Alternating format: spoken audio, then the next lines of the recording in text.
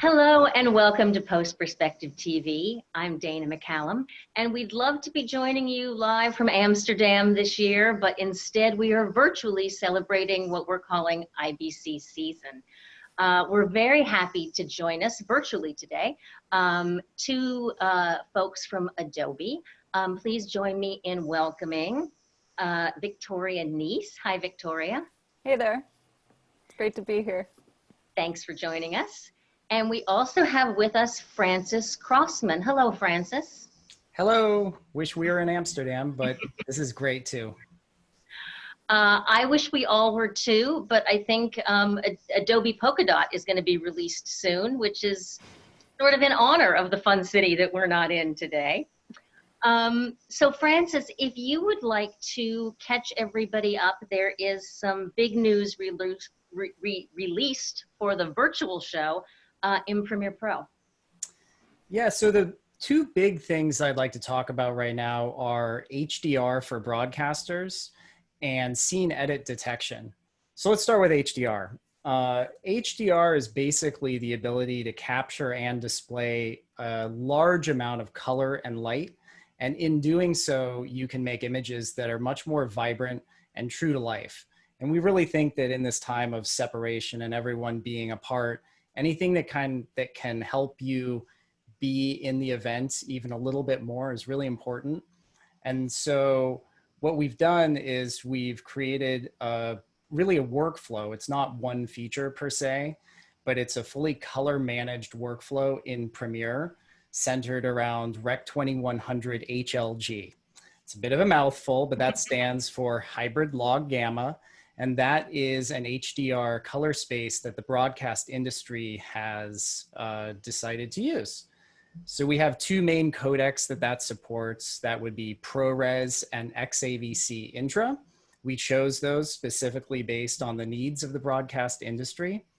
And we also have support for After Effects. So if you need to do graphics in After Effects, you can do a dynamic link from Premiere, get your graphics done, and it's all color managed. And then you can export your whole program, put it onto your playback server, such as an EVS or something like that, and play it back to air. So this is really a full workflow for the broadcast industry for HDR. And then the other feature that I want to touch on is scene edit detection.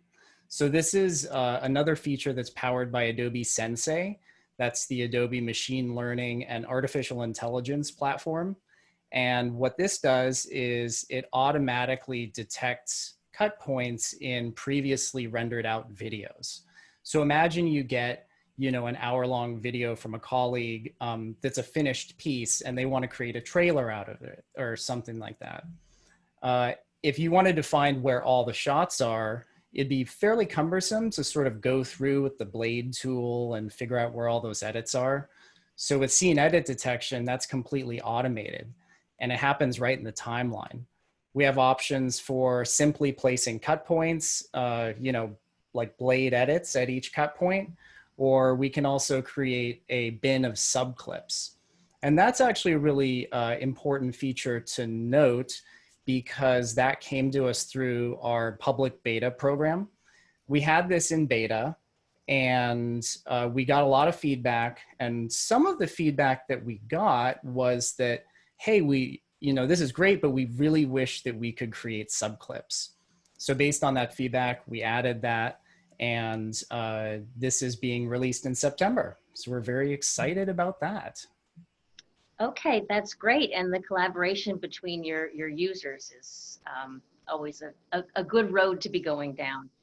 Sure. Anything else about Premiere Pro that you think we should know? Anything else in beta we should talk about? Any other new features folks might want to know about? Yeah, for sure. Well, there are some performance improvements that are worth noting. For example, multi-camera performance with ProRes specifically has been increased. And this is really interesting because ProRes is a great codec, and one of the things that it gives us is the ability to do fractional decoding, which means that, let's say you have a 4K master and you have a bunch of multi-cameras. Those are little postage stamp previews. So rather than decoding the entire 4K frame, we can just decode a smaller amount, maybe only a quarter of the resolution. And that means that we can multi-camera edit more angles of ProRes. You get fewer drop frames or none at all. And it's going to be a much better experience. Some other performance improvements are that we made effect scanning for audio effects much more efficient. And the result there is basically just a faster app launch time. So we're pretty excited about that. Okay, great. Thank you. I think that brings folks up to speed on your news there. And Victoria, let's toss it over to you and talk After Effects for a bit. You've also had some new releases for IBC time there. Would you like to share those with us? Yeah, I'm actually really excited about what we're introducing. And this is going into our public beta at IBC. So we're going to be, just like Francis described, working with users to refine these tools and really nail the experience. And all of this is around 3D. 3D is becoming just an expected part of a motion designer's workflow. And while After Effects has had 3D features for a long time, they haven't gotten a lot of love. And we are completely reimagining the 3D experience inside After Effects, starting with two big feature areas. First one is a whole new system for navigating 3D space. We've redesigned our camera system. It's so much more intuitive. Instead of only being stuck navigating, moving around the center of the screen, you can actually pick an object, orbit around it.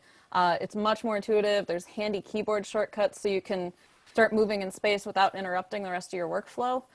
It's a nice, much more streamlined 3D experience. And in addition to that, we're introducing 3D gizmos that give users the ability to control multiple aspects of a layer's transformations before they even change modes to specific gizmos. They can do it all in one. So you can position, scale, and rotate something in a single design very quickly. And these features are also closely aligned with some of the other 3D tools at Adobe. So the gizmos may look very familiar from Adobe Dimension. But it's a nice experience, and we're really looking forward to getting some hands-on feedback from users. Great, that feedback is always so important. Any other improvements or updates to talk about that the hands-on users might be excited to hear about? Well, something we already have in public beta and we've had tremendous feedback on, and people are just excited about it, which has been great, is RotoBrush 2.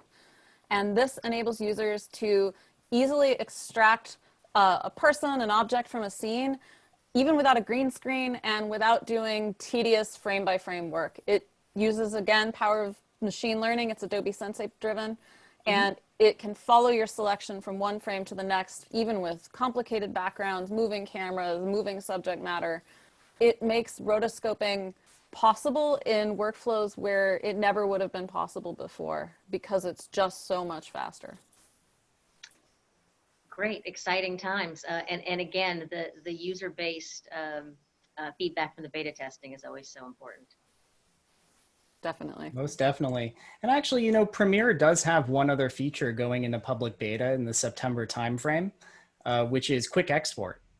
So quick export is going to give users the ability to just in a matter of only 2 clicks, get their project exported. It'll be a button in the actual header bar. And we've put the most commonly used sequence or, you know, encoding presets in there so that we really don't ask the user to worry about all of that huge list of, you know, like bit rate and all that stuff. We'll automatically match the sequence resolution and frame rate and automatically calculate the bit rate. So if all you need to do is just get your project exported, click quick export, and we'll make a high quality H.264 for you.